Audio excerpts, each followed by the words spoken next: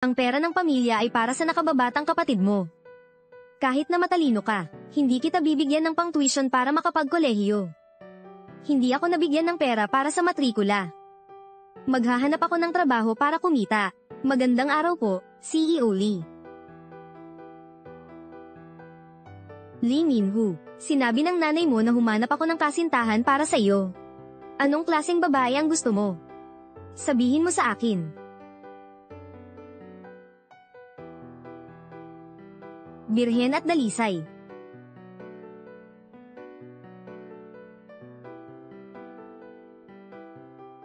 Mamaya, dalhin mo ang mga bulaklak na ito sa meditation room, ha? Opo.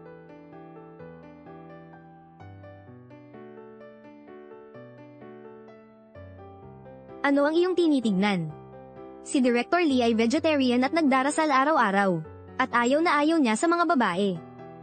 Sa tingin ko, ikaw na isang 18 anyos na dalaga, ay araw-araw nag-iisip ng paraan para makuha ang atensyon ni CEO Lee. Mag-ingat ka, sisirain ka niya at puputulin sa maraming piraso.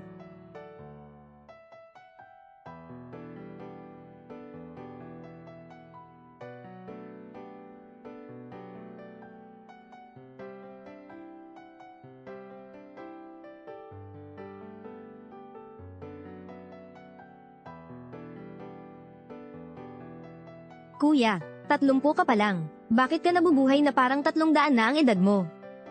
Insenso ang sinusunog mo araw-araw. At nagsasanay ka pa ng sulat kamay. Mayaman ang pamilya mo, pero hindi ka naman gumagastos. Manahimik ka. Hindi naman ako maingay, kundi ang nanay mo. Ang ampon kong ina, madalas niya akong paalalahanan. Kahit na ang angkan ninyo ay makapangyarihan na parang hari rito. Konti lang ang mga apo. Pagdating ng araw, walang magmamana ng kayamanan ninyo. Samantalahin ang panahon habang bata ka pa. Kailangan mong manganak.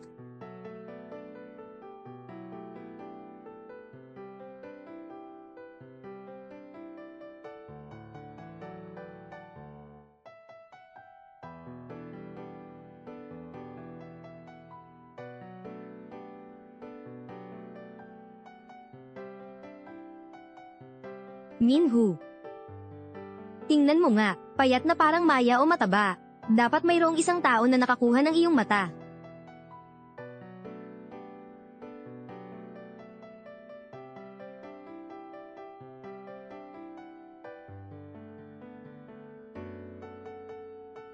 Min-ho, ang nanay mo ay isang kilalang propesor sa medisina. Sarili niyang inihanda ang gamot na ito para sa iyo. Siguradong hindi mo na mapipigilan ang sarili mo.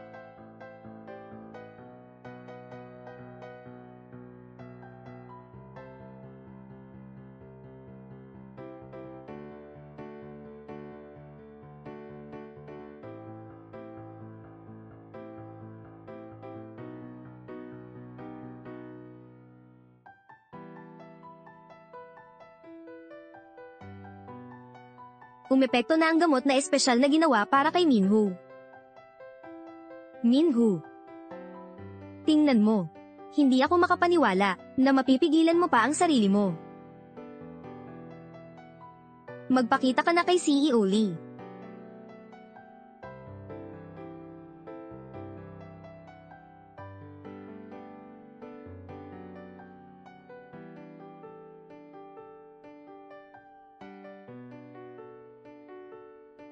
Lumabas ka na. Huwag kang magmadali, hindi mo ba gusto ang mga babaeng ito? Marami pang iba dyan sa labas. May isa pang grupo sa labas ng pinto. Papasukin ko sila, lumabas ka na.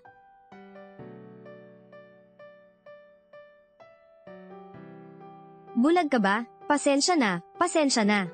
Nasa ibabaw ba ng ulo mo ang mga mata mo? Turuan natin siya ng leksyon.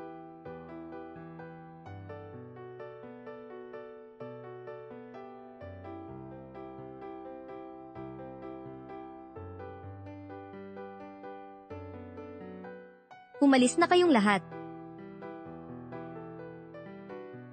Ang babaeng may bulaklak, manatili ka.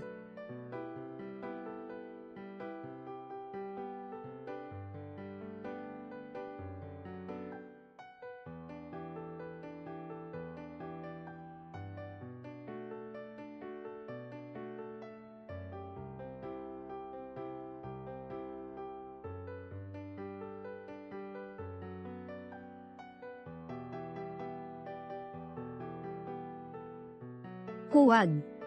Pumunta ako rito para maglagay ng bulaklak. Huwag kang matakot. Hindi mabubuntis.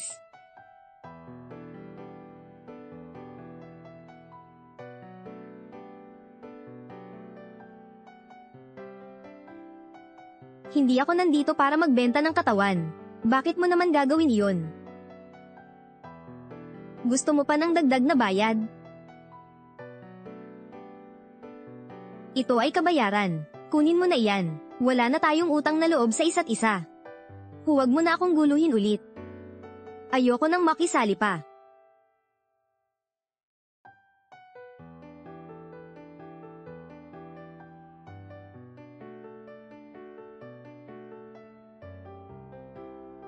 Shishi. Shishi.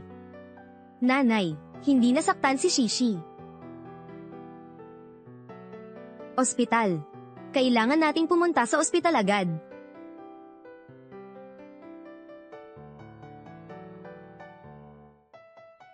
Kuya, noon, madalas mong dala ang kwintas na jade. Matagal na akong hindi nakakita nito. Para sa akin, nawala na ito. Madalas kang nagsasabi ng mga bagay na mahirap intindihin. Shishi, magpakatatag ka. Malapit na tayo.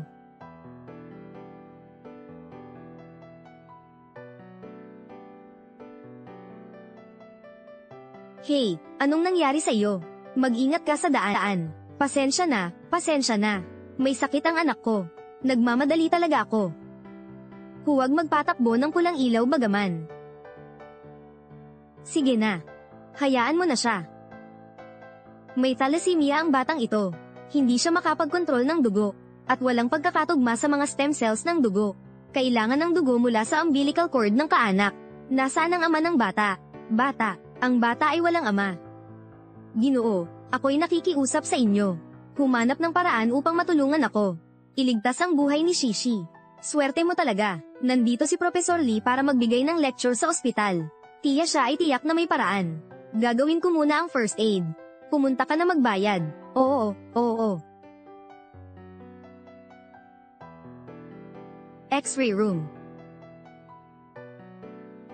Hindi sapat ang balanse ng iyong account.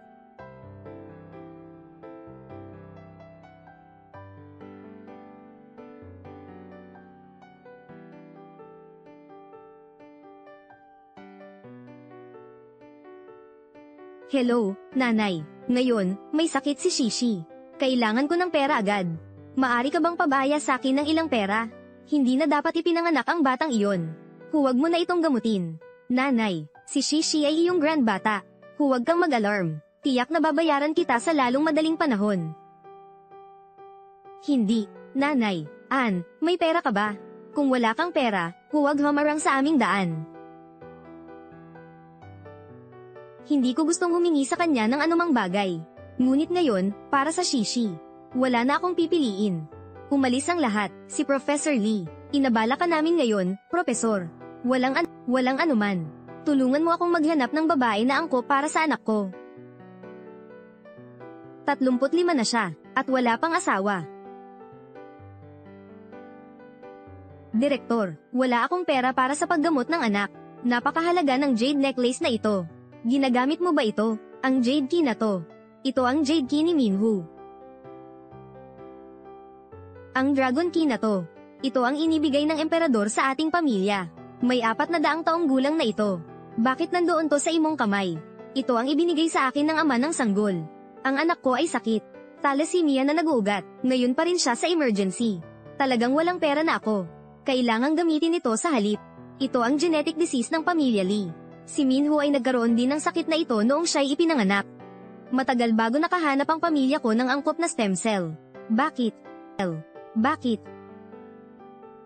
Ito ang Dragon Ball. Gagamit mo ba ito? Tatanggap mo ba itong bayad sa ospital? Hindi ko kailangan ng pera. Ang sakit ng batang ito. Direkta kong gagamutin. Bayad sa ospital. Lahat ay isusulat sa gastos ko. Totoo ba? Salamat po. Sisikapin kong suklian kayo. Mga kaibigan, sumunod kayo sa akin sa emergency room.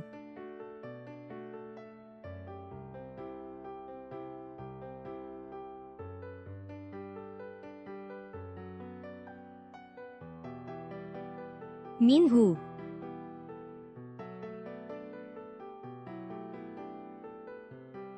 May anak ka na. Ano? Binigyan mo ba ng Dragon Jade ang isang babae?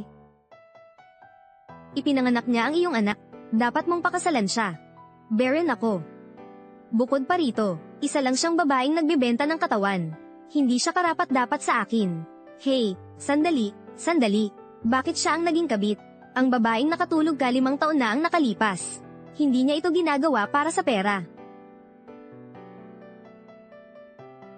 Okay ka lang ba? Hindi ko akalain. Si Minho ay ganito kalakas. Oo, tama. Ito ay tseke na 5 milyong. Ito ay bayad mo. Mag-enjoy ka sa paggastos. Sinabi ko na, hindi ako nagbebenta ng katawan. Hindi ba? Ano? Pinili ba siya ni CEO Lee? Oo, bakit? Siya ay isang birhen. Kinailangan niyang magtrabaho ng dagdag upang mabayaran ang tuition. Nakakaawa siya. Hindi dapat masaktan ang reputasyon ng CEO Lee. Upang iligtas ang iyong mukha, kaya inilihim ko ito. Sinabi mo na siya ay isang prostitute. Napaka-unfair sa kanya. Nanay, gawin mo ang DNA test sa akin at sa bata. Nasa Beijing ako, malapit na ako. Nanay, magpadana test ka sa akin at sa bata. Agad akong pupunta sa ospital. Sige, gagawin ko agad. Hala, tingnan mo ito. Humihingi ng 2 milyong halaga ng dowry ang girlfriend ni Anyi. Kulang pa ng 1 milyong. Anong gagawin natin? Kung hindi dahil kay Ana na buntis bago magkasal, walang sino man ang mag-aasawa sa kanya. Makakatanggap kami ng malaking halaga kapag ikinasal na si Ana. Wala akong pakialam. Tatay at nanay, kailangan niyo akong tulungan. Ikaw. Huwag magalit. Bobo ka Ana ay may anak. Ngayon, marami ang walang anak. Tiyak na may gustong magpaampon sa bata. Ipagbibili natin ang batang iyon sa iba. Sigurado akong may pera tayo. Ayos na. Yung walang kwentang bata. Sa wakas, magiging kapaki-pakinabang. Kaya dapat manganak si Ana ng mas maraming anak. Tama iyon. Kung 2 lang, hindi sapat, kailangan ng 3. Kaya magkakaroon tayo ng maraming pera. Napakamatalino mo. Shen Ana. Magaling ka, may pera kang pero hindi mo ibinibigay sa iyong kapatid para sa kasal. Gamitin mo ang perang iyon para gamutin ang batang ito. Anong gagawin mo, tatay? Mom, dad, ano kayong magagawa?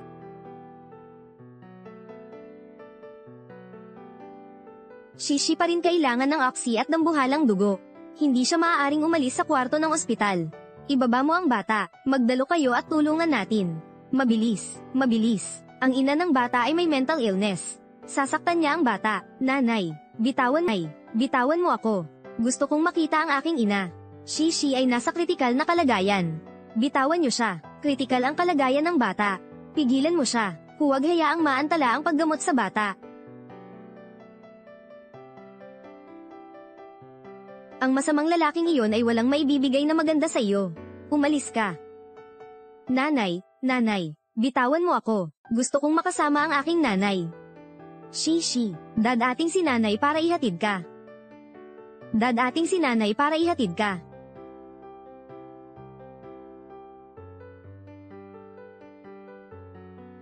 Nanay. Pasensya na nanay. Hindi na kaya ni Shishi. Anong nangyari ka, Shishi? Ay, hindi tama ang bata na ito. Tama na, hindi tama. Huwag kang mag-alala. Maaari tayong magbenta ng mga organo. Nagbebenta ng mga organo.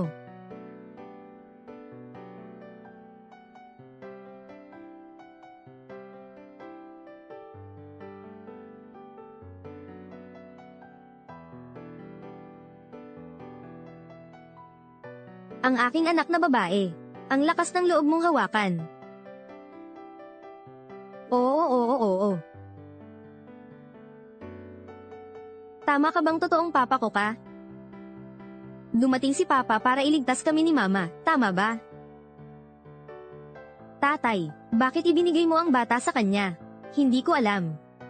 Noong panahong iyon, natakot ako sa kanya. Patawad, nahuli ako. Iligtas si Shishi muna. Iligtas muna siya. Bilisan mo. Ibigay mo sa akin ang bata.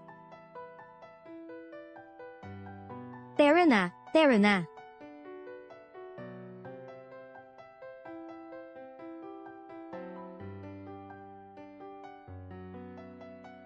Naghahanda ka na namang sabihin na lumabas ako para magbenta ng katawan. Hindi ganon. Wala akong balak na gamitin si Shishi para takutin ka. Huwag ka nang magsalita. Alam ko na ang katotohanan. Naniniwala ako sa'yo. Shen Ana, balak mo bang ipagtanggol ang iba laban sa mga magulang?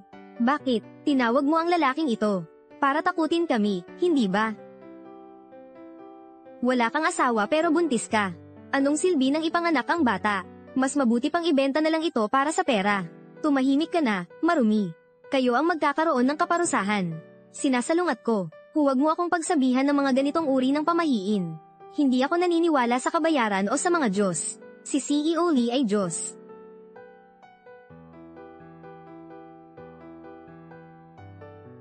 Ana. Nang ahas ka bang hayaan na bugbugin ang anak ko? Sige, Shen Ana, napaka-unfilial mo sa mga magulang mo. Tumayo ka at pinapanood ang iyong pamilya na binugbog. Hindi ka ba natatakot na parusahan ng langit? Si Shishi ang anak na babae ng apo ninyo. Mayroon ka bang makatao sa paggawa nito? Ako ang inyong ama. Kahit anong gawin ko kailangan mong tanggapin. Sinaktan niya ang anak ko. Hindi ito mapapatawaran. Tungkol sa bibig. Walang silbi ang paghawak dito. Huwag mo na akong patulan.